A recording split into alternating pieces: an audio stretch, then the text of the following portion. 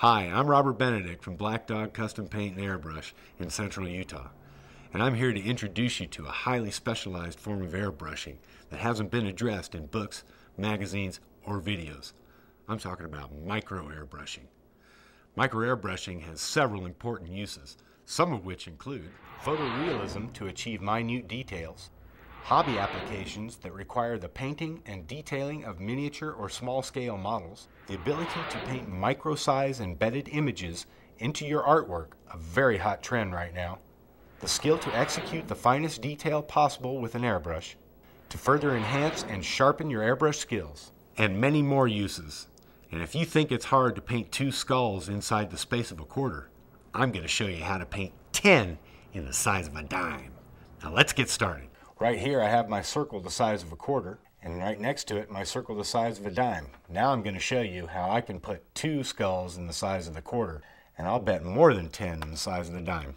Using a white Stabilo pencil, first thing I'm going to do is I'm going to sketch the 2 skulls inside the quarter. Now this sketch is just a guideline, so I'm not going to make it as detailed as you might think. But it doesn't need to be detailed. We just need a guideline to get 2 of these inside the quarter. So just a quick one. Quick sketch there. Okay, we're ready to start airbrushing these puppies. To successfully micro airbrush, the first thing you need to do is to remove the air cap. By doing so, this will allow us to get a much finer line. However, the air cap does serve as a protective cover for the needle, so you'll have to be very careful that you don't touch it to any hard surface, or you will risk bending the needle. And it might be a good idea if you want to indicate to yourself the light source. Some of these little details, first, like the eyes, cheekbones. I don't know if you can see this or not, but my arms aren't moving at all. It's really all in the wrist, and when you do micro airbrushing, that's where it's going to be. It's all going to be in the wrist. Also, you have to watch tip dry. It happens a lot, so be careful.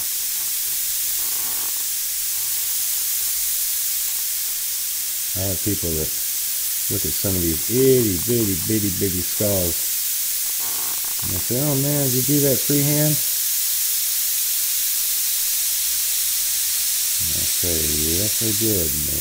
You're a liar."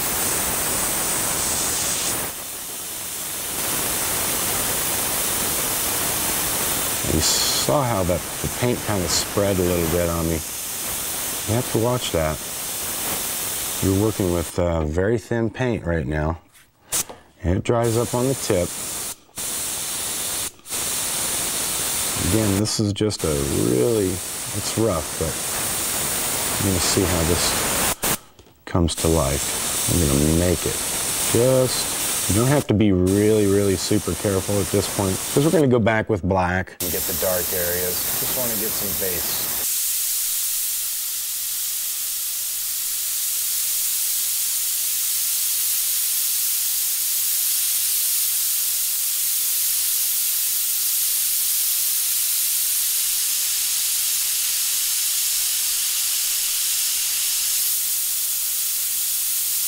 Like I said, we're just getting enough paint down there to kind of fill in some areas. And you have to be careful that you don't get it too heavy, or it'll spread out on you like it did on me then.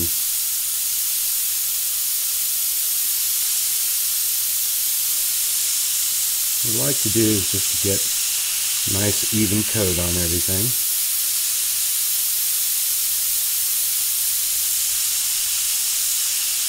And I use a lot of candies when I micro airbrush also. And I'll explain to you why. The opaques, you're taking a chance, because it does dry real fast on the needle. So once you start seeing some little specks or anything like that come out, then you know you've got some tip dry going on. And you'll have to repair that immediately in order to be successful. Okay, the next thing that I'm going to do is I'm going to grab some candy tangerine first, and then Then I'm going to get some Spanish gold and put on the top of that. Let's do that right now. And what we're attempting to do with the tangerine is to knock all that down. Okay, that gives us a nice, and that hides a lot of the imperfections that are in there. Believe me, you're going to have some of those. The main thing we want to do is we want to layer, and that's the whole key to this micro airbrushing, is to layer our colors. I'm going to be switching back and forth from this yellow.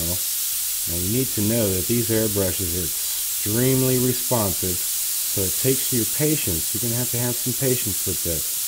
The slightest movement of your finger is going to make paint come out. You'd be surprised at how very little paint is coming out, but that's what we want. I believe in using a lot of short strokes as opposed to one heavy stroke, because you can always put more on, but it's harder to take off what you've done. So you'll notice that when I'm doing this, I'm going over several times in one area to get it to the opacity that it needs to be, and that's why. I don't want to do it all at once, because the paint that we're using is very, very thin, and it has the tendency to spread. And when I say spread, off to the side, I'll show you real quick. See how that spread out like that? Well, that was very easy for me to do that, and you don't want that to happen on a large area inside your graphic there. So with the Spanish gold, we'll just give everything a nice yellow tint. Okay, now what I'm going to do is put some details in this with black. I'm going to darken up the eyes, reestablish the dark areas, and reestablish the nose.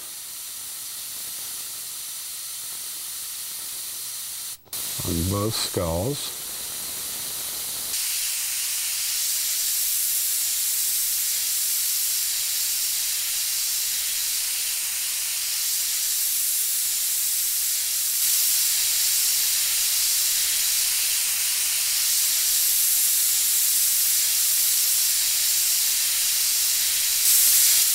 And maybe put a little bit of shadow on one side.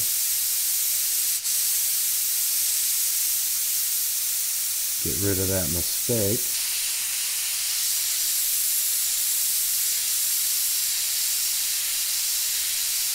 Okay, I'm going to go back to Candy Tangerine now. We're going to go over the entire area again. Like I said, we're layering right now. Now we're going to go back to the yellow, and we're going to reestablish our highlights. Maybe this time with a little more detail.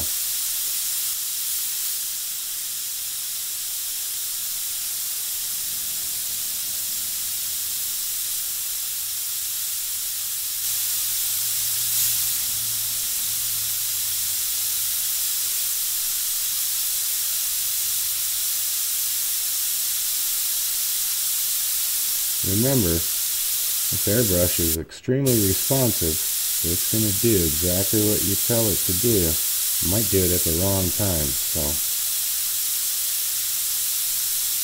be careful.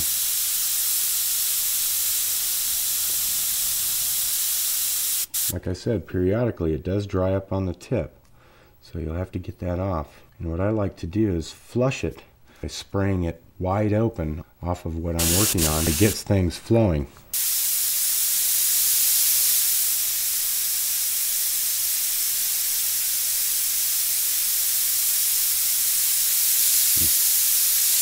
That's what I mean by it pushing it out like that. We're going to fix that. I'll show you how to fix that, because that's important. When we go to the smaller skulls, I'll go over it with you, but the paint's going to have to be a lot thinner than it is with this. We'll go over that, and we'll go over how to mix it.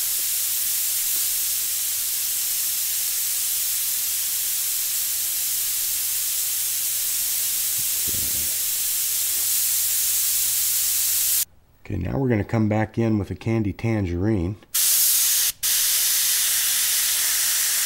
Just a little bit this time, just enough to change that really light yellow. See how it just barely changed?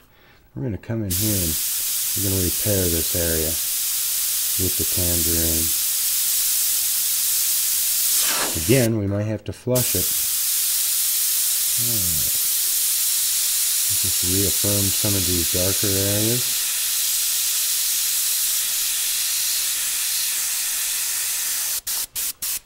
I'm going to come in with some black and I'm going to repair this area up in here. Notice that the air pressure went down. You do have the ability with this airbrush to control air pressure right at the gun, right at the trigger. The further you push down, the more air pressure comes out. So that's what I'm doing. I'm controlling the air pressure right now, trying to get these fine lines in here.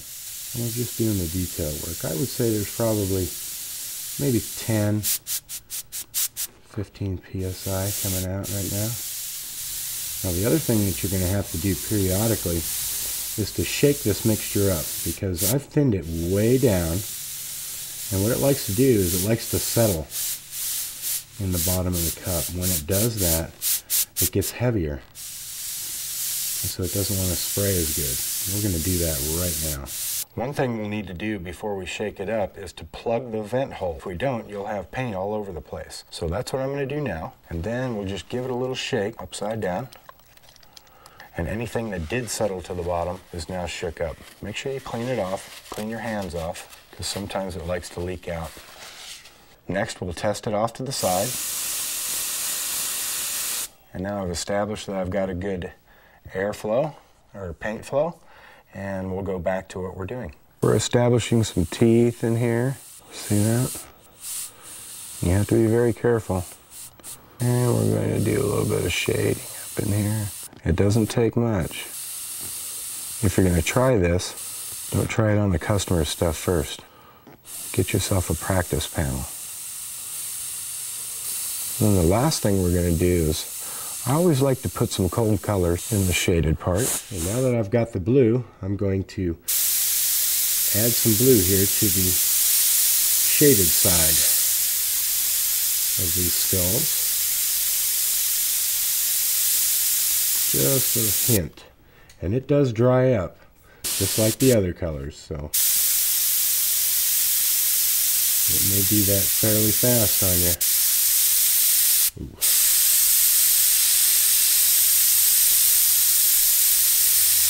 And we're going to fix that.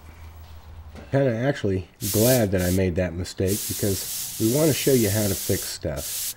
Everybody makes mistakes in this profession. You will too. And we need to show you that. Okay, so I'm just going to go over it with this black, just a little bit, and fix that little mistake. We'll put some shading in there. You'll never even know it was there. Well, you will, but your customer won't.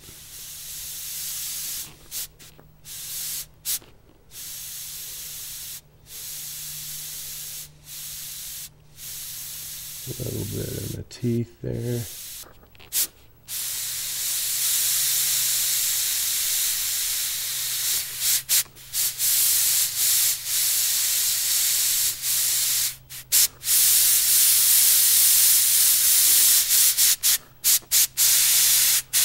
And I think these guys are finished. Now what I'm going to do is I'm going to switch to my gravity feed airbrush. That means it's not suction, it's not pulling it up, it's actually dropping down into it. The paint is in the cup. Okay, the reason I'm doing that is because I want to get some super fine detail. And when we switch to the dime, I'll be using this too. Now, I don't know if you can hear or not, the air pressure now stands at about 5 psi. And I have switched to this gravity gun for a couple of reasons. Number one, at this low of an air pressure, it's kind of hard to create enough suction in the bottom feed cups to keep the paint up at the needle where you need it. And with the gravity feed, it's there all the time. So that kind of helps the paint flow a lot better. Okay, this color is House of Color Lemon Yellow, but it too has a tendency to build up on the tip, so periodically you'll have to clean the tip. It's just one of the duties of airbrushing. But you can see that I can get a lot more detailed than this. I love this part. Allows me to do a lot. I always have people say, I can't believe you airbrush that small. But it is possible, and I like to push myself right to the brink. Right to the limits, the very limits. Now that we've got these other highlights established, I'm going to shoot some Spanish gold over the top of this. See how much that changed it? And now I think these guys are done. If you think that was cool, my next trick's going in the Guinness Book of World Records. Now I'm not going to sketch these first, because you can't sketch first. You just got to go for it. And I'm telling you right now, we're going to get a heck of a lot of skulls in here. I'm going to get as many as I can. I am using the same airbrush. It's a gravity feed. And air pressure is, I'd say it's about 3.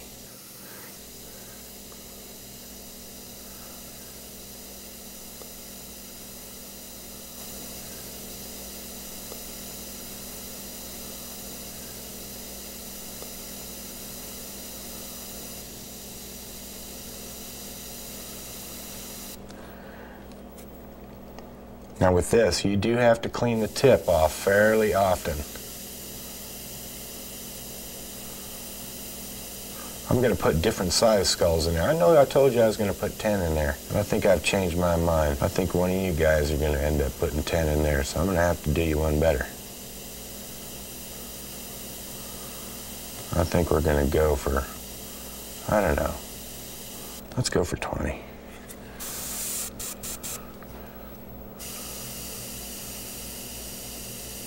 $20 skulls in the head of a dime. If we get to 20 people, and I got room for more, you can bet I'm putting them in there. Now I have to control my breathing while I'm doing this. And notice that my arms aren't moving at all. This is all in the wrist. You have to use your wrist for all of this. At the end, I'm going to show you guys some practice exercises that's going to help you. Now I'm going to make some bigger skulls in here because I got plenty of room here. I got plenty of room. I'm going to make 10 easy. Periodically we do have to flush it. And don't forget the paint in here is very, very, very thin. So remember what I told you about it settling to the bottom of the cup. Well, it's going to do the same thing to this gravity feed. That doesn't stop it just because I changed airbrushes. And you'll have to forgive me because talking and doing this is very hard. That ought to be a record too. I think we'll apply for that one. Okay, now periodically what I'm going to do is I'm going to stir it up. Right now it's starting to get a little chunky. It's starting to spit stuff out on me. I'm not liking that. And that's really bad for detail. What I'm going to do is I've rolled up a piece of paper, I don't know if you can see that, and we're just going to stir that up a little bit. What's happened is the pigment has fallen down to the bottom, and so it's making the paint thicker. You're probably wondering, how can paint that thin settle down to the bottom? Because really this is reduced about 1,000%. I'll tell you straight up, that's a right off the bench rule breaker, but I tell you right now, I ain't worried about rules. I got skulls to paint. Let's get another one in here. This ain't easy to do, folks, so take your time and be patient. If you can't get all these skulls in the head of a dime, watch the video again.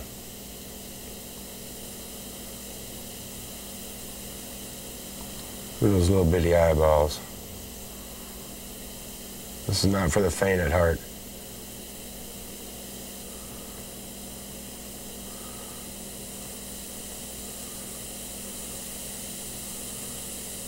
Now at the end of this DVD, I'm going to show you folks how to mix this paint up.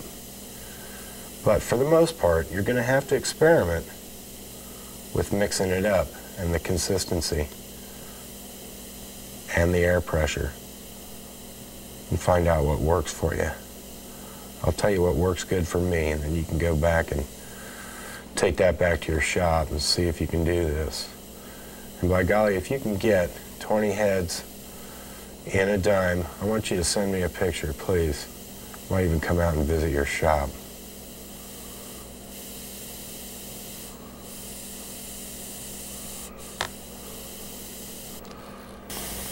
Again, we periodically clean the tip off. Now I've got that needle way up close, but sometimes close is not good. You wouldn't think that, but there's a point at which you can get too close and the paint won't come off, or it'll veer off to the left or to the right or something like that, something really weird.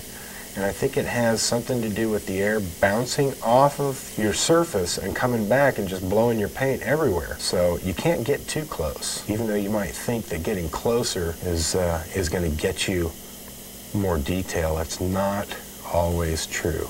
Now they made me talk while doing this, and that's really hard to do because I like to hold my breath. And by the time I'm done with this, I've turned different shades of blue.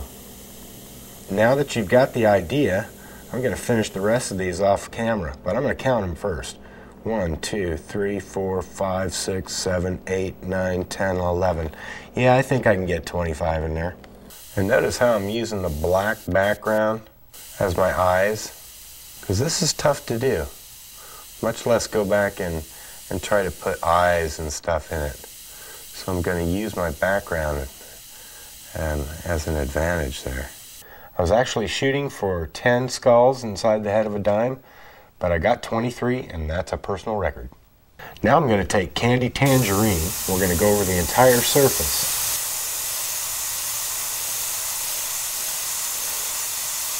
I'm going to actually make this pretty dark. Because it's so small, I want to go through as little steps as possible. When you're working that small, it's really easy to mess up. So I'm going to make this really dark. Okay, next I'm going to go back to my yellow, and I'm going to come back on each one of these skulls. I'm going to put this little highlight.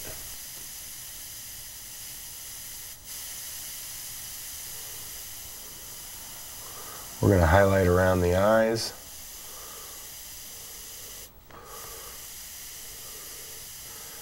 And on the left side of each one of these skulls.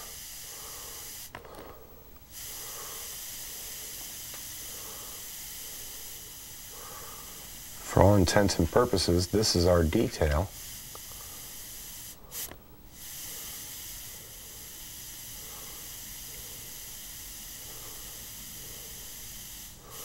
And then what we'll do after, maybe we'll put some eyeballs in there.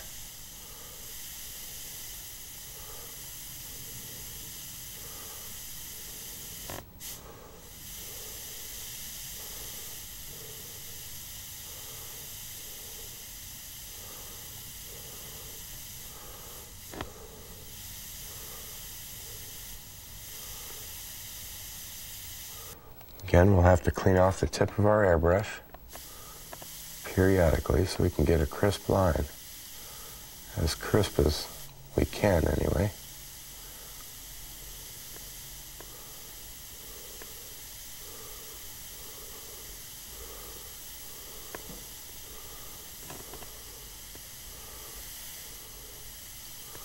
And if you get a good line, because it's going to be hard to establish a good line, this detailed. But if you get one, don't stop. Just hurry up and switch to the next one. See, I just really quickly switched to the next skull because the line was good.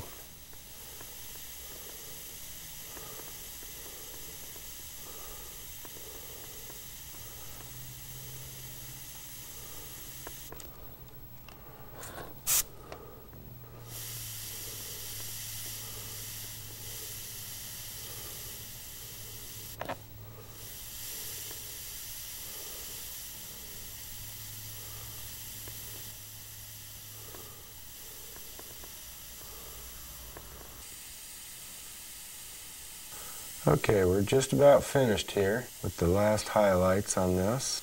Just get a couple more here.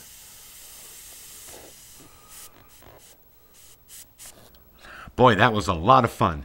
And before we get on to our next project, I'm going to show you some important drills that's going to get you to micro airbrush a lot faster. Okay, the first exercise that we're going to do is just a series of dots. And the important thing here to remember is You need to have the air cap off to be able to accomplish this. What I want you to do is to just make a series of dots without the spreading going on. And what I mean by that is, watch this. You see how it's spreaded like that? We don't want that. We just want a series of dots.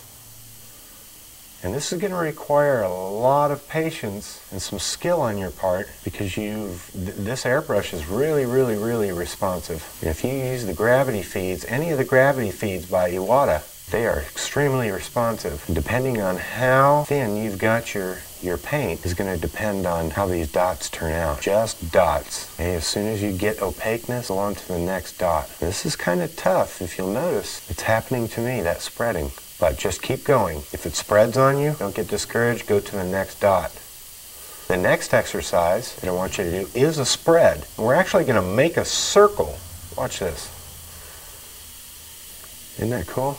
And this is going to, you want to make them all the same size. Look at that. What you're doing is you're purposely spreading the paint into a circle. That's a very, very, very good tip I just gave you. That's the $100 tip. I don't know what you paid for the video, but I want to check from you. Okay. This will help you gain control. We don't want it to spider web. We want a nice circle, and it's kind of tough. Notice I've got a little bit of spider webbing going on. So do about, I don't know, 5 rows, 5 down of that. Next thing, if you're an experienced airbrush artist, everybody knows what the dagger stroke is, and we're going to do that. Oops. As you can tell, this is not easy. All I want you to see, it's not easy. You really have to have some patience. Let's just start off, and you may see how I kind of shook like that. What I'm doing is I'm going over it several times to get the opaqueness. It's very, very thin, but it has to be in order to achieve it. Notice I'm not real good at it, so don't pick on yourself. Every now and then I need to practice too. Don't think that we don't practice. I've been airbrushing for 30 years this summer, and I practice all the time. So try these dagger strokes, and you can try them from right to left, like I'm doing here, and then make yourself a line of left to right, and then up and down. Notice I'm going over the heavy spot, the wide spot, several times. That's what it takes to get opaque. Like I said, you don't want to get it to spread. And try it up and down, and then from top to bottom, from bottom to top. Now what I'm going to do is I'm going to do an itty bitty bitty skull over here to the right, and I'll show you how these strokes are going to work for you. Get 2 eyeballs. We just do that little spread thing. Okay. Then we get the skull, like that. It's actually quite simple. And then some teeth area here. Wow, that's teeny.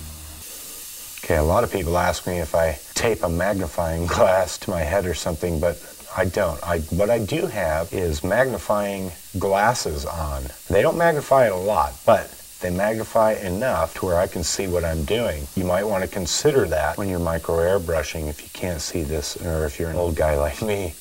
Okay, we'll do another skull right here. Also, periodically, you may want to put your thumb over the bowl and give it a good shake, because when the paint is thinned down this thin, it tends to want to settle or separate, whichever you would prefer, a lot quicker. And I wouldn't be wrong in saying that the paint is probably thinned down, I don't know, 500–600% in order to get these little bitty skulls. So periodically, I'll put my thumb over the bowl, give it a good shake, then a good spray out. These little skulls. I don't even know if the camera can get this close in here, but these are great. Look at that. And you don't have to put a heck of a lot of detail in these to get them to look good. You can see what I've done. As long as you've got some distinguishable features, such as the eyes, you can create some pretty cool little bitty skulls in here. Now, your air pressure is a very important thing, and periodically you may see some paint, like a little paint speck, come off the end of the needle and go somewhere you don't want it to go. If that happens, one of 2 things is happening. That's an indication of A, your paint is settling in the bottom, or it's just warm air coming out of your compressor and drying this paint before it hits your surface, your substrate. And so it dries up on the tip of the needle, and once it feels like doing it, at the most inopportune time, always, it's going to fly off onto your project. This is just great. I love doing this, because it really, really, really, it tests your limits. It really does. And you can notice how I'm incorporating everything that I'm showing you from the exercises into these skulls. You're doing a little stroke. It's a curved one. You know, it's kind of like this. Oops. You can see how easy it is to, but you see that? I just curved it to make the head of the skull. Just do a little spreading like that to make his eyes. If you want to, you can try to get a nose in there. But this, ooh. And sometimes you can use your mistakes to your advantage, you know. That one I think is unsavable. We'll paint it black and redo it at a later time. Anyway, those exercises are really, really, really going to help you. And basically, they're the same exercises that I would recommend if you were doing larger stuff. But notice that the only thing that's moving is my hand. Actually, my knuckle is rested on the substrate, and I'm just moving my knuckle around like that. None of my arms or anything else is moving because it's so tiny. It's not necessary. So you have to be prepared to do these exercises really, really small with very little movement on your part.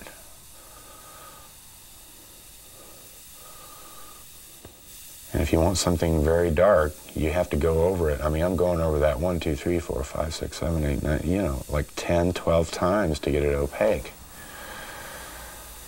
But these exercises will help you a whole lot.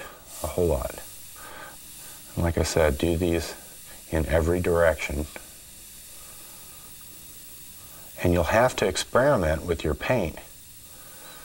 I find that House of Color lettering urethanes work the best for this, and the reason is the pigments are ground so fine that there's very little spitting and stuff. And if there is, it's my own inabilities or my own weaknesses. Because this small, it's very, very hard to maintain control. But the House of Color lettering urethanes really work the best. Also, if you find that you've reduced it, and it's still spitting or still drying up on the end of your needle, grab some RU315. It's a retarder that House of Color makes, and add some of that in there. What that does is that slows drying time in your paint, and so that's going to give you an edge on this. But don't do too much, or you'll kill it. It'll never dry on you, and you'll have a hard time clear coating it. Okay, I'm going to do just a couple more of these, and then we're going to get started on the next project, which, incidentally, is a micro mural. We'll show you how to complete one of those. But definitely do these exercises, because this will help you a lot. And, very important, use an airbrush that has a history of great detail abilities. And I suggest the Iwata line because they are great products. They are manufactured extremely well. The engineering is just absolutely incredible. Far superior to anything else that's out there on the market today. This is a model of a C6 Corvette. And we're going to do a hood mural and graphics on the side. The first thing we always do is surface prep. So I'm going to Scotch-Brite this hood, take away all the shiny areas. Remember that shiny areas will not hold paint. So we'll do that first. Now if there's a bend like this, make sure you get into that bend with the corner. If you cut a Scotch-Brite with scissors, it'll make a nice corner like that. And you can just stick that corner right in that little edge there. Make sure you get all the way to the edge.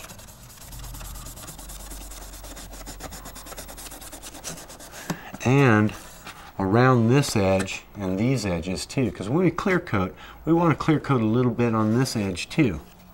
So if you can just get a little bit on that edge, scuff it up all the way around the whole outside, you'll be doing good. Remember, no shiny areas.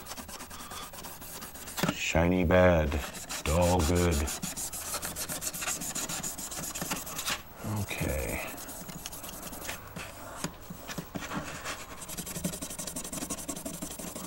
There we go. Okay, hopefully we have no shiny. Okay, our next step is to degrease this. So we're going to use some degreaser here. You can use waterborne or solvent-borne. It doesn't matter.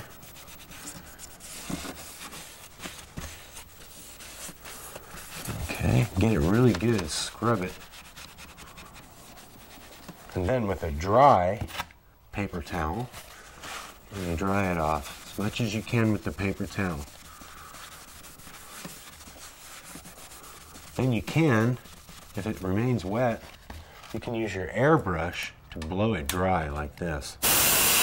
Look at that, boom, just like that. Okay, I think we're ready to start our micro mural. The first thing that I'm going to do is I'm going to sketch the mural out with a Stabilo pencil. Now the reason I'm using a Stabilo is because we can draw on any car surface, any painted surface, and if there's leftover sketch marks, it'll come off with water. Now, if you try to take it off with a solvent-borne cleaner or something like that, it won't do anything to it. It's really kind of weird, but I like it like that. So, either you have a picture that you're going to go by. I'm just going to go right off of the cuff. I'm just going to paint let's do a dragon. How about that? We'll do a nice little dragon here. But if you have a picture, that's good. Do a dragon busting out of, I don't know, busting out of the earth. How about that? That'll look pretty cool. Now I can just do this right off the top of my head just because I've done about 900 of these, so. Mouth open. This is gonna look really cool. And we'll give him some of these little scale things or whatever you call them. And we'll do fire. We'll do some micro fire. That's kind of cool. The real fire. These are little chunks of the whatever the product is on these Stabilo pencils. You can just take your finger and wipe them right off, and it won't affect the mural or what you've already got on there. Now you don't want to go too heavy with the Stabilo because remember, you're going to clear coat over this. Sometimes you can use water, to wash off the excess after you're done with your mural. But I'm going to do some kind of weird background too. You can do the background first, then draw your foreground. But in this case, I'm not going to do that because I'm not going to have much of a background. I'll just put some streaks or something like that. Okay, I'm ready to get airbrushing. I'm going to do the background first, and I've switched from a gravity feed to a suction feed. And I've cranked the pressure up to about 20 psi. There's no real hard detailing here, or small detail I should say, so I'm not going to worry about it too much.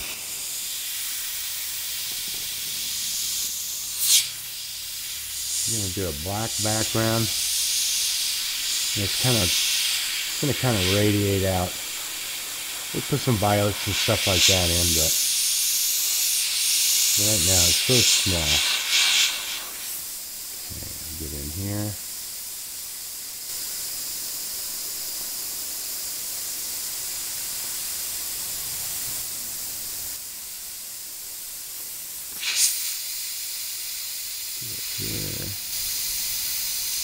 I'm just shooting off the cuff. I mean, if you feel like you want to put some transfer paper on here and cut it out, that's fine, but I'll tell you what, you're going to make a lot of work for yourself. Plus, doing it this way, just freehand, will improve your freehand skills.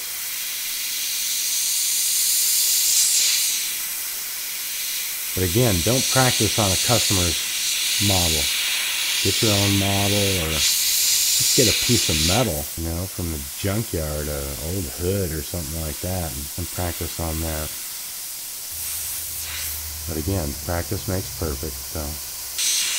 Notice I'm not spending a lot of time on this, but I am leaving boundaries where my artwork is.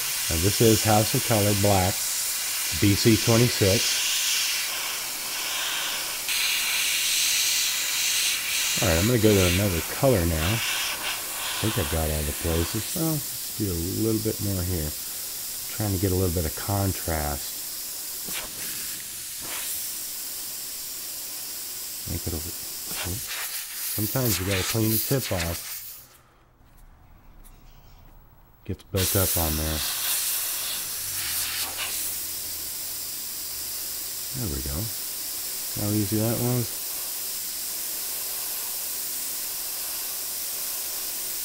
Okay, get good balance. Balance the black spaces in there opposed to mural spaces. That's important.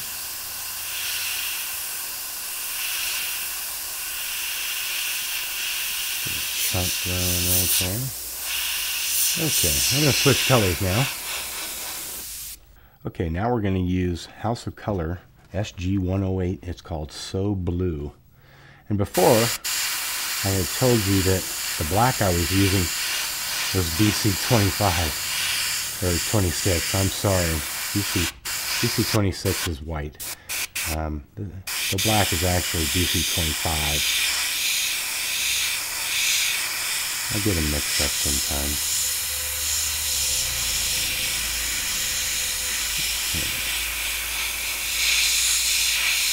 Well, the reason, I'm not masking this off or anything like that. I'm not really worried about overspray in here because it's all going to be painted. All I really need, if you notice, I don't know if you can get close enough, but the white line is still there. So I've still got a guideline. And that's all I need. You may need more than that. And if you feel like it, you can, after you do the background, you can resketch it on there with the Stabilo. I just choose not to. No biggie.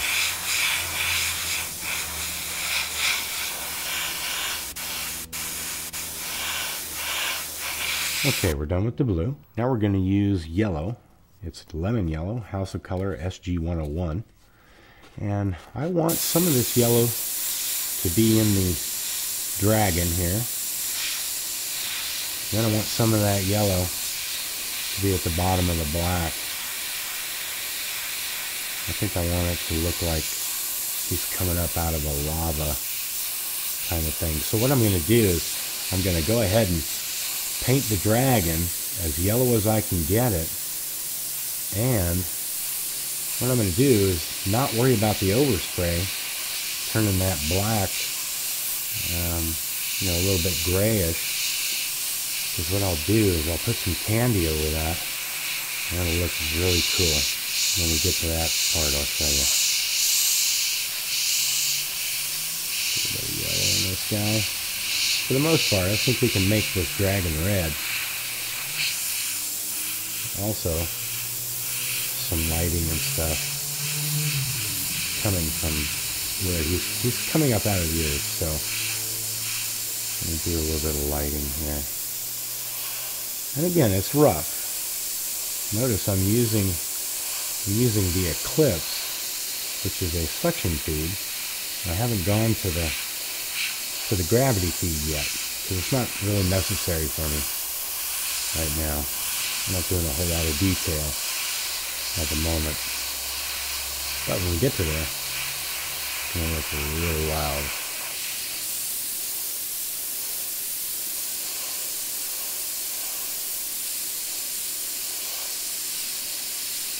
Painting small stuff, it's a real challenge. And even if you don't like painting small stuff, if you try it, I guarantee you it's going to make your big stuff a lot better. This is a great exercise for any airbrush artist who's doing any kind of painting. If you can paint small and make it look good, by golly, you can paint big and make it look great. So it's a good exercise for anybody, from the beginner, from the hobbyist, right up to the professional that does this all day, every day.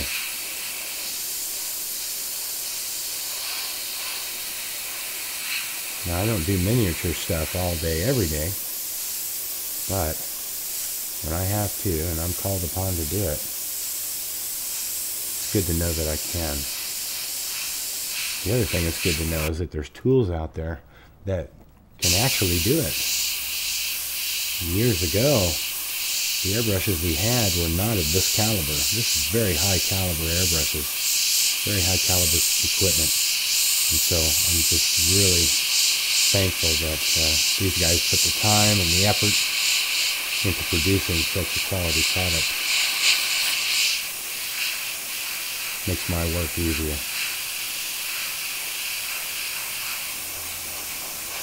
Okay, I'm kind of happy with that, but I didn't get enough overspray on the black, so I'm just going to put a little bit of my own in there. There we go. That'll make things easier. Also, he's going to have fire coming out of his mouth. So,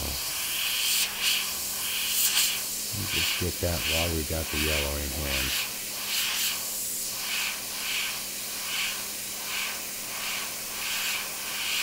Now, I've thinned this down a little bit because we are micro airbrushing. So several coats is the word of the day here. Try to do it in one coat, it's going to spread out on you. It's not going to look very good.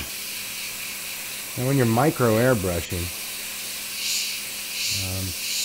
it's usually good to start out with 1:1 ratio, mixing ratio. 1 part paint, 1 part thinner. And then I put another 1/4 part of retarder in. And start there and see if that works. Also, as far as air pressure is concerned, start at about 10 psi and see if that works for you. And then, you know, crank it down from there. You'll know if it's doing what you want it to do at 10 psi. Like I said, I'm usually, when I'm micro airbrushing, right now it's at about 20 to 25. Because I'm not really micro airbrushing. I'm just filling in some wide areas. I'm not doing anything that's super detailed. Now some of you might say, oh yeah, right. But it's not super detailed. So start off 1:1, 1 part paint, 1 part reducer, 1 part retarder. Actually, don't do one part retarder. Do about 75% to start. Okay. And then once you start painting, you'll notice if it's spitting paint, you'll notice right away what you need to do. But it's fine calculations between your retarder and your reducer. You don't want to put too much retarder in, I guarantee you, because what it'll do is it'll take away that speedy dry time in a way that's not going to be productive. And you may even have some clear coating issues with that. What we're doing when we're reducing this stuff as fine as we are is we're basically breaking all the rules. And when you break the rules, be prepared to pay the consequences. But I have found that those ratios work really well for me to start. You know, and I haven't had any delamination problems. And that's when the clear coat starts to flake off of your mural because there's no cross-linking going on between the paint and the clear coat. You gotta have that. Okay, we're gonna almost be done with the yellow here.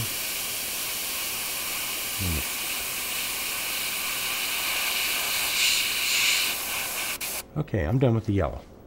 Okay, the next color I'm going to use is Candy Tangerine. Its color code is KK08.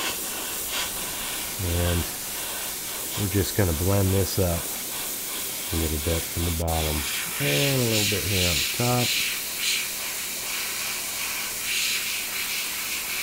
Just going to orange things up a little bit. Blend it out. A little bit up here. Now again, this is the basics. There's no details in here, so I can be as rough as I want to be. Okay, that'll be enough of that. Okay, the next color I'm going to use is KK17, which is Candy Violet. I'm just going to put a little bit up here in the blue. I love this color. Just makes everything feel bright. Right over the blue. Change it to violet. If I was to put it right over the red, it just makes the red darker. So that blue is going to help with my background there.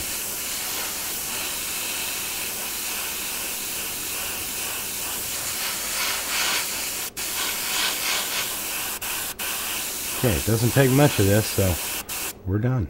Okay, the next thing I want to do is reaffirm some of the sketching that I did earlier. One thing I want to do is his arm here. That way I don't have to guess where everything is going. Get some claws going in there. You don't want to do a whole lot of guessing on this stuff, so very lightly, very lightly. Reaffirm his eye here, because we're going to get into micro brushing here next. We want to have everything in place. We'll reaffirm some of his facial features here. You know, that's kind of earth coming up here. Good stuff. A lot. Okay, I'm done sketching. We're going to come in here, we're going to put some details, micro airbrush details. And this dragon.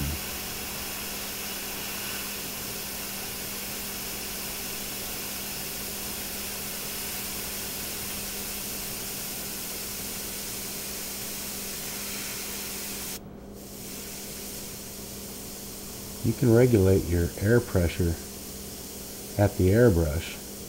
It's a different skill, you know, but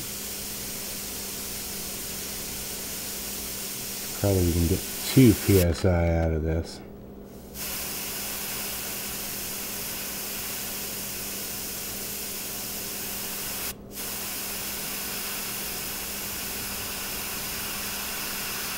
This really is the part that I like. Once you start getting details in there and you see it start coming together, it's very, very rewarding.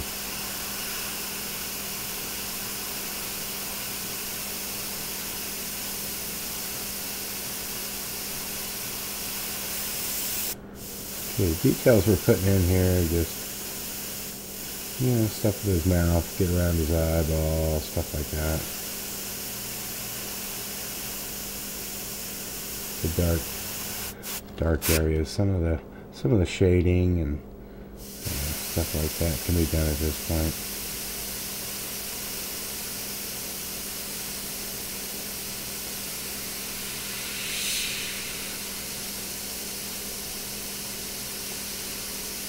Remember, the paint is pretty thin that we're using, so I have to double over, triple over some of the areas to get them, you know, the way you want it. And I'm just using a dark brown. We're gonna come back with some black, you know, but right now I want to get some of the dark areas, some of the, I guess you call them medium tones. I want to get some of these scales too. Starting with some scales. Find a good pattern. And when you get a good line, you want to stay with that line. You know, because sometimes you'll get a good line and you can go with it for a while. Remember to clear it a little bit.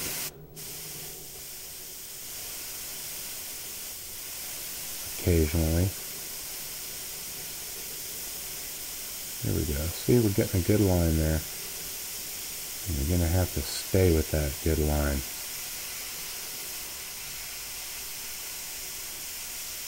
Because it could leave at any moment.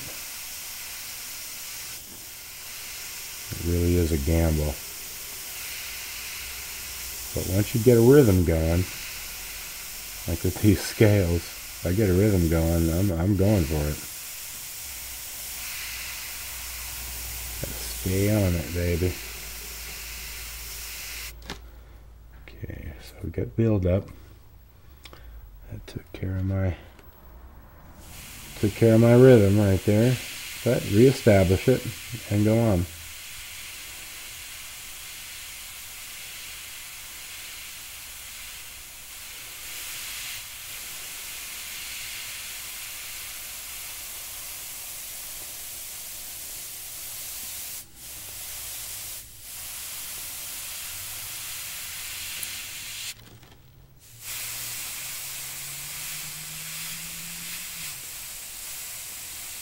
And again, these are the medium tones. So if you mess up a little bit here, it's not really a big deal. Because we'll probably come back and reestablish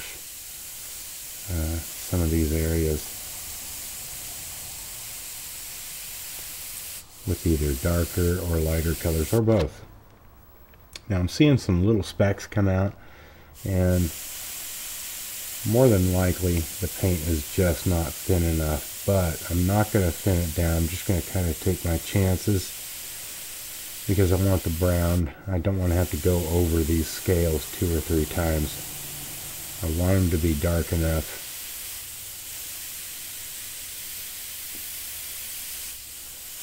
And it's working out pretty good. If I got to clean every 12 scales or so, then so be it. Which, that's exactly what's happening. But that's okay.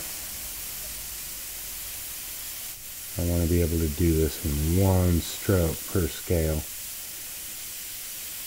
Just for time's sake. Let's see, I'm not really worried about that little mess up there, that little blowout. Because I'm going to come back with some lighter colors in there. And I can cover that up pretty easily.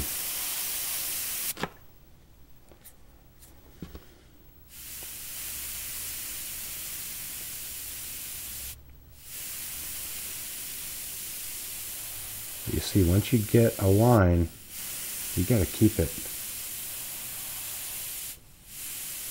Like I said, it could go any minute. And the needles on these things are, they're such a fine point. Did you hear? I don't know if you heard that or not, that little squeak that came out of there. But that little squeak was a little piece of paint trying to come off. And it did.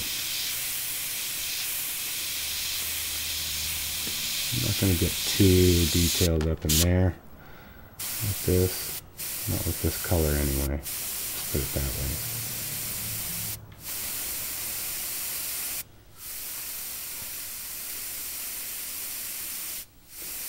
Once I get these scales, we'll do the scales on the tail there. Then we might, I think we'll probably come in with some black in here and reestablish that stuff. But let's get the tail, scales on there.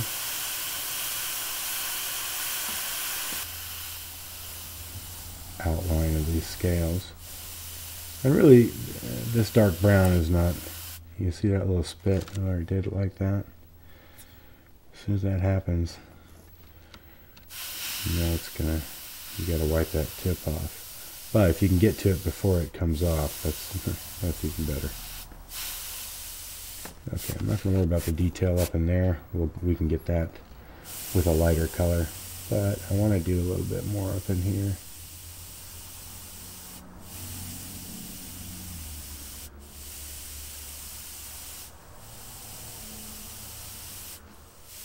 Just a little bit there. You can hardly see this brown against the red. Let's do his nostril there. Maybe a little. It's hard to do. I don't know how I'm even talking to you folks and doing this at the same time, because normally I hold my breath.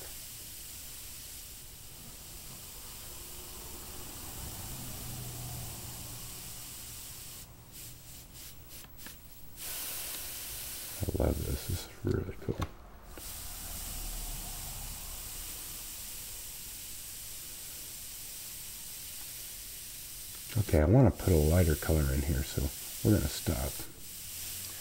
Okay, I'm going to come in now with some lemon yellow, and we're going to put some details in these little scales here. So do a little test off to the side, make sure we're good to go.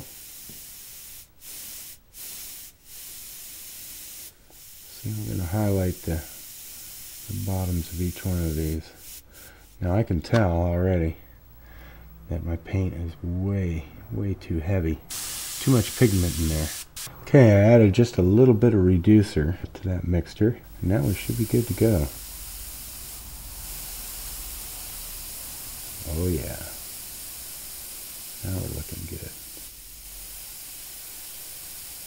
What I'm going to do on each one of these scales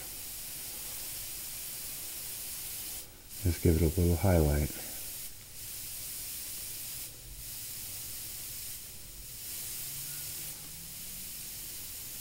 Now you guys don't need to see this whole thing because you get the idea. So what I'm going to do is I'm going to do the rest of these scales off camera. Okay, we're just going to finish up the scales here. A couple on this tail. White highlights there. I'm actually using yellow. See those little bitty dots? And that's why you should work on those. Okay, and that's a wrap on those. Clean this up just a little.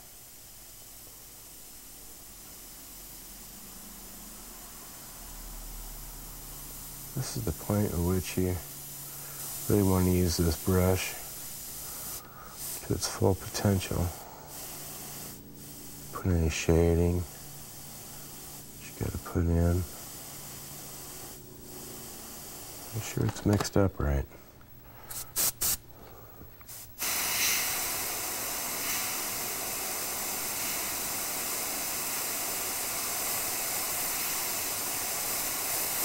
I'm using a lot more air pressure right now because I want it to atomize really good.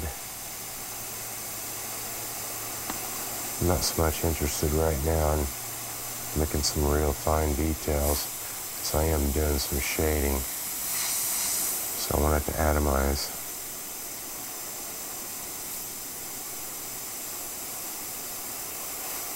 And that's just what it's doing. Looking really good. So we'll come back in here and we'll redefine some of these little boundaries here.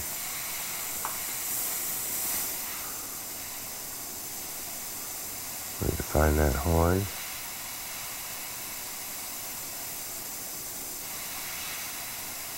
Don't forget to clean this thing off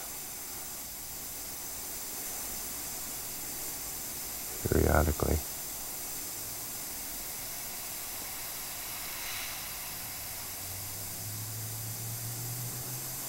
It's not looking too bad. Some shading up in the tail, the top. A bit more air pressure. Top of his arm there, just a shade. Top of his neck.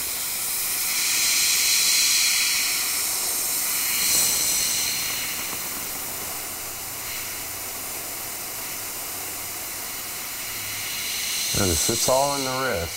We're not moving our arms very much at all. See the wrist.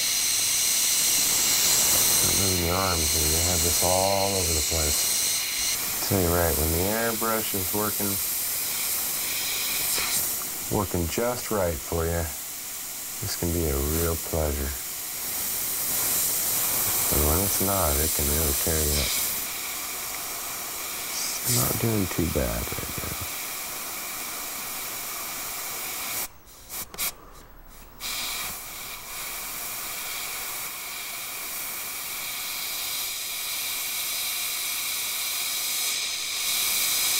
Just a little more black in this area and darken it up.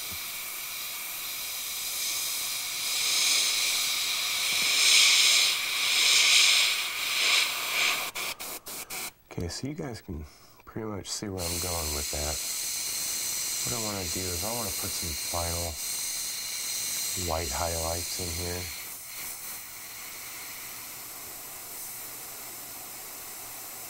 Off camera, I'll do the rest of this and we can show you how it comes out. But we are pretty darn close. With the exception of a few white highlights. I think we're closing in on it. What I want to do for you before I leave is I want to get the fire in here coming out of his mouth. I want you folks to see that. Micro fire. How about that, Tim?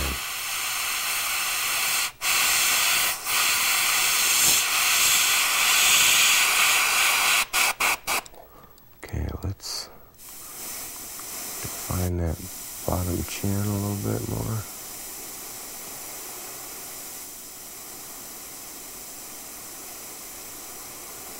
Just a little bit right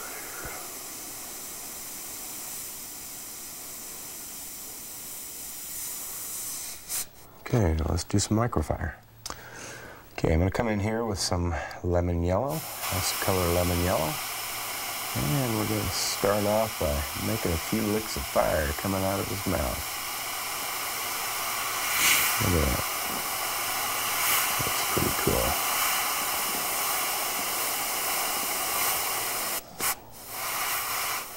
Really bright.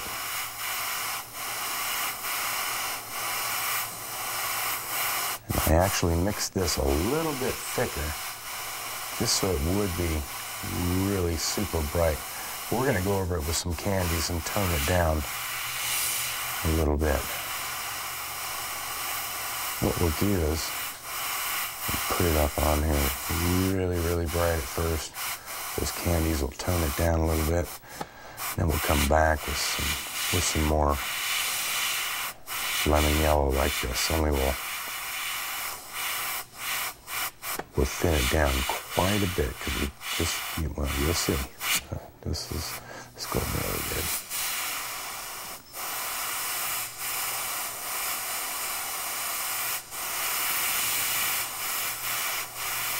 Now, as far as fire goes, choose your own way to do fire. Make up a new way. There's a lot of guys doing fire out there these days. No real right way. Don't have to do it my way.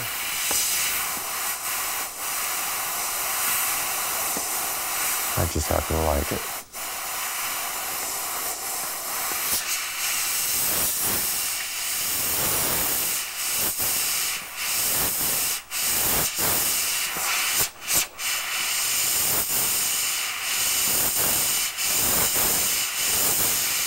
You can hear that I've kind of cranked up the pressure for this. You see those little specks right there? That's what I'm talking about. But we'll cover those up. Most mistakes can be pretty much fixed without anybody even knowing they're there.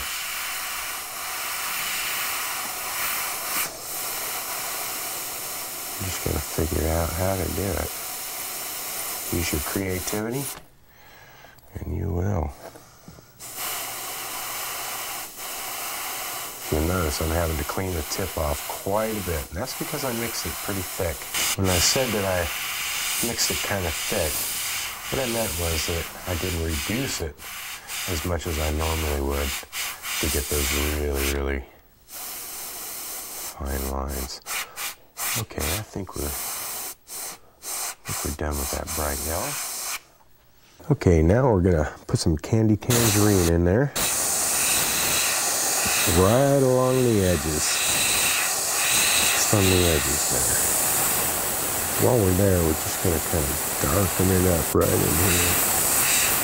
Some tangerine. Candy is great. Candy is sweet. I think while we're at it, we'll just throw a little bit back in here.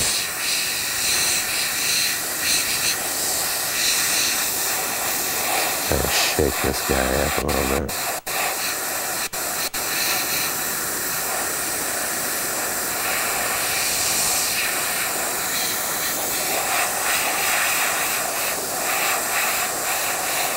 Okay, we're done with the candy tangerine. Now I'm going to come in with some candy Spanish gold, put it right over that bright yellow. It's just going to make it a little bit yellower.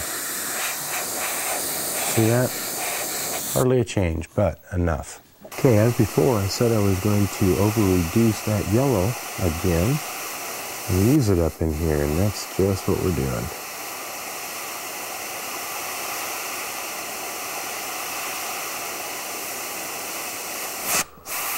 Just in a few places. Here and there, we'll make a little hot spots. Definitely up front. Just a couple little hot spots here and there.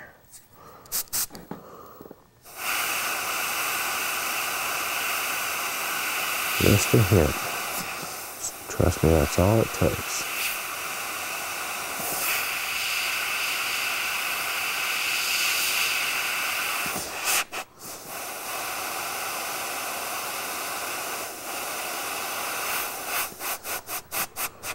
I think I'll get a little hint of yellow up in here, a little highlight. Kind of define his horn a little bit. A few little places on his arm. We'll get a couple of the scales in the middle. Because that fire, this is kind of reflecting the fire here. So we want to give that feeling of hot right up in here.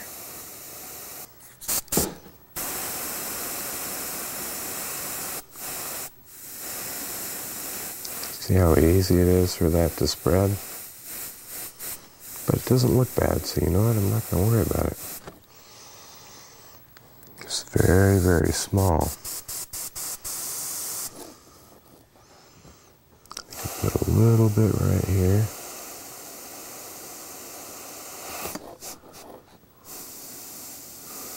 You have to be very, very careful because the airbrush is just, sometimes it's over-responsive. I know it does exactly what I want it to do about 75% of the time. The other 25%, I just gotta wait until it's ready. It's really kind of weird, but sometimes they got a mind of their own.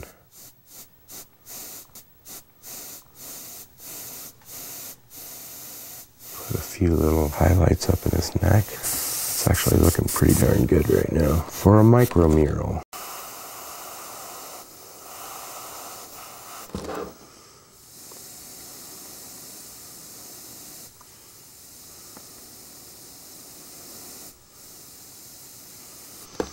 Okay, what I'm doing now is I'm shaking it up, mixing it up, because what it did was a lot of that pigment kind of settled to the bottom. Okay, that's good. I'll tell you what, I'm not pulling back very far at all. If you could measure it, you'd have to measure it with some kind of killer millimicrometer, because it doesn't take much.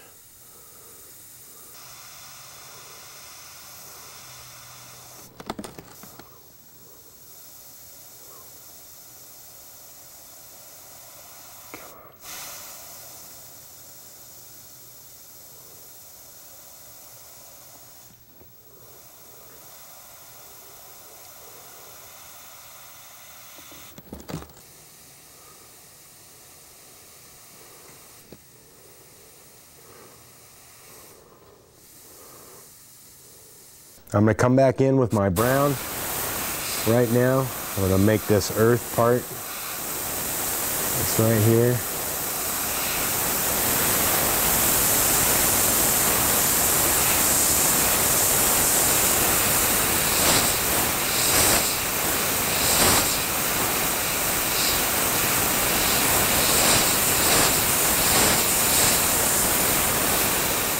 piece right here. These are just kind of chunks of earth. It'll roll up. Actually, let's put one right there, kind of flying up.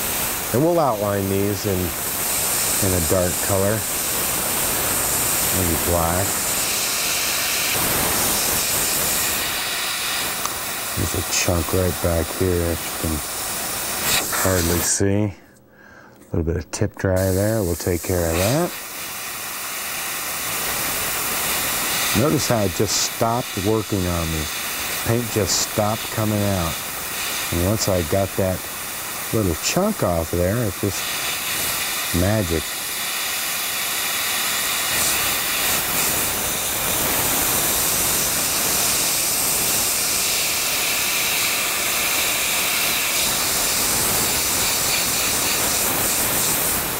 Okay, I think I'm just about done with the brown.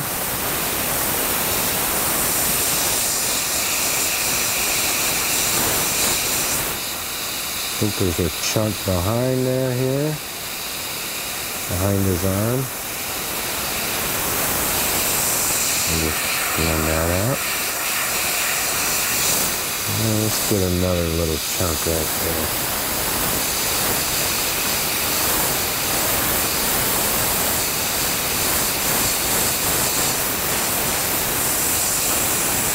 Okay, now we're going to come in with the House of Color Black.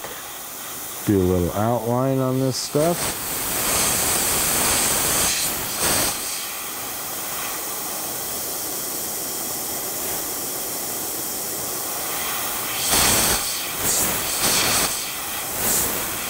And we'll put some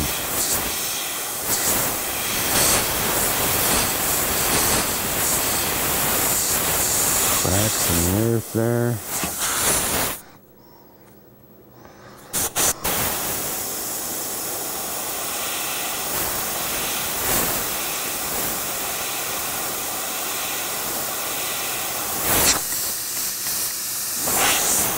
Sometimes you gotta just clean it out.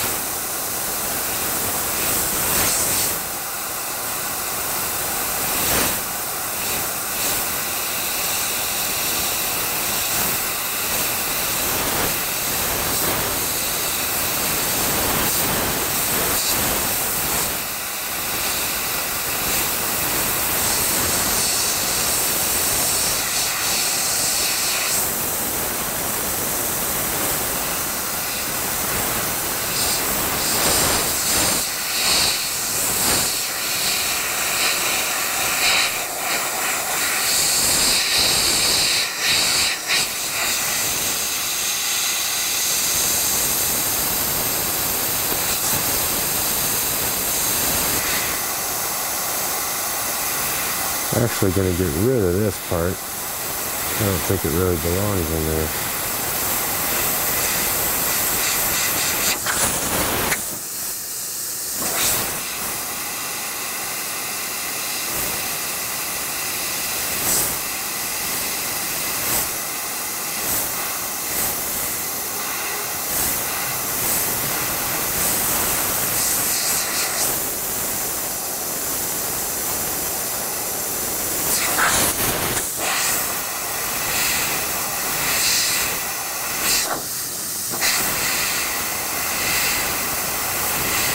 Reinforce this black area here, and up here a little bit.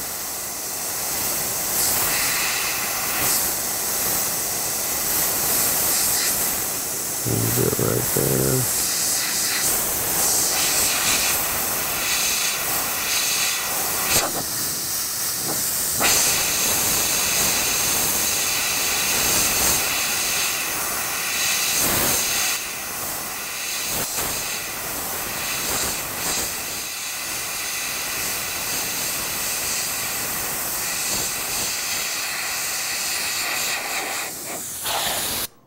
Now that I've finished this micro mural, and by the way, I really like the way it turned out, what I'm going to do now is paint some really nice flames on the side of this car. Now off camera, I've prepped the surface, I've laid down some transfer tape, drew out the flames, and now we're going to cut them out with a razor knife. There we go. Now we can peel off the transfer tape, get up under it with the razor knife.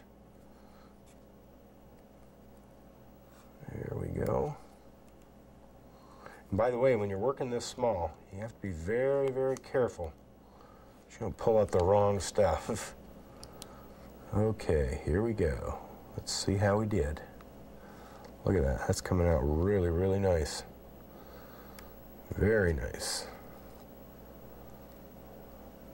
And voila, one flame job.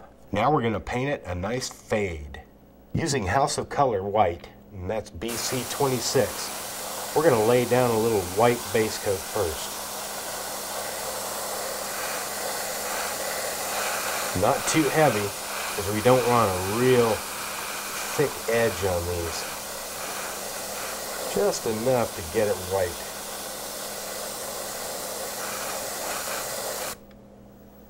Now we're coming in with SG101. That's a lemon yellow. And we're going to put a nice coat of lemon yellow on that.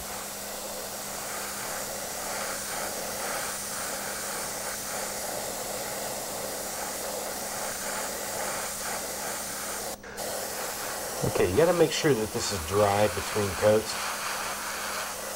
If it's not, it'll build up on the edge really badly. It'll just make your project look really, really bad. So make sure it's really good and dry before you get to the next coat. I'm using just the air from the airbrush. And if you got a hair dryer, and maybe you want to use a hair dryer on that, it's probably going to be a little bit quicker. Okay, using white, what I'm going to do is I'm going to paint the tips of each flame white. Now here's where your micro airbrushing techniques are going to come in real handy. Because we're just doing the tips, and we want to use that stroke, that small stroke. Just get the tips. Now this is a little bit difficult because I'm having to do this with one hand. But you'll get it.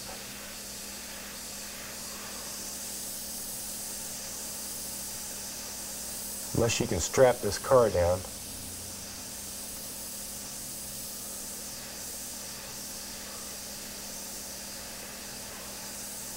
You got to make sure that you don't get it off into the other flames, and that's going to be really, really tricky, especially one-handed.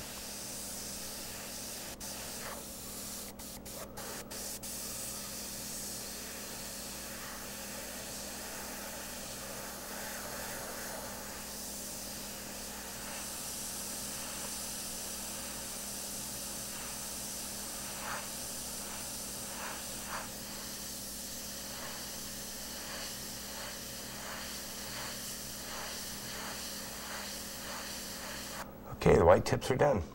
Now I'm going to use KK08, that's Candy Tangerine, to do a nice orange fade.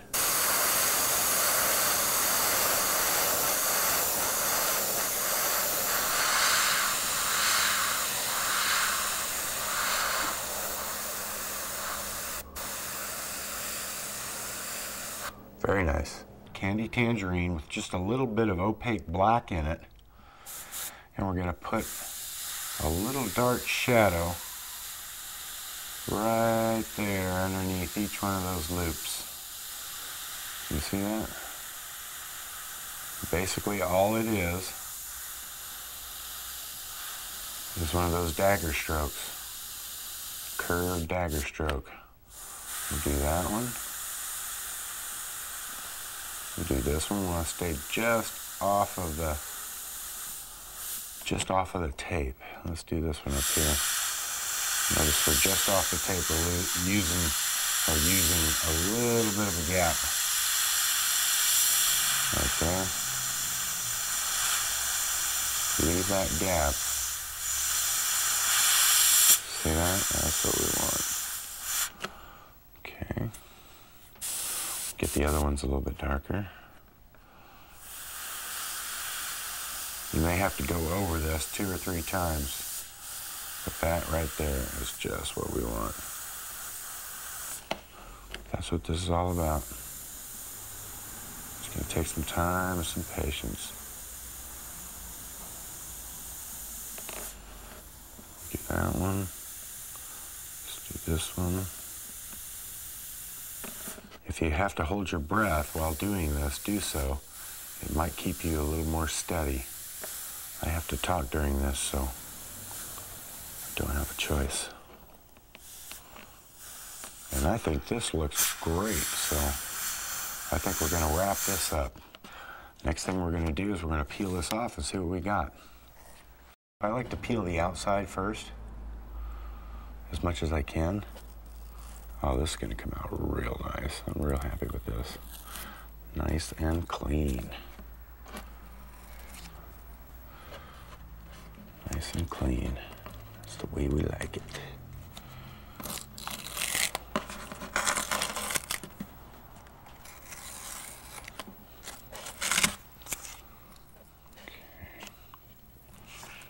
Peel that outside.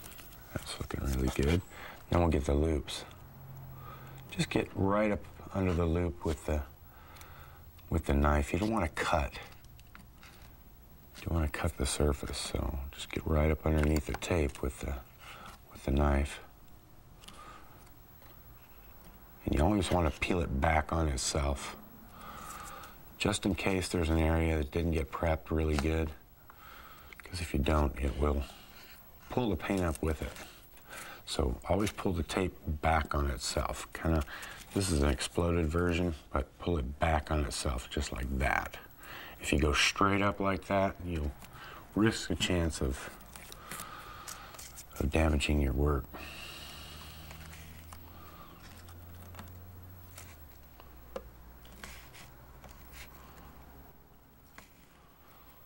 Wow, look at that micrographic. That looks just great. Micro airbrushing requires a lot of patience, practice, and determination. But as you can see, the rewards are well worth it. I hope you enjoyed this presentation. Thanks for watching, and we'll see you next time.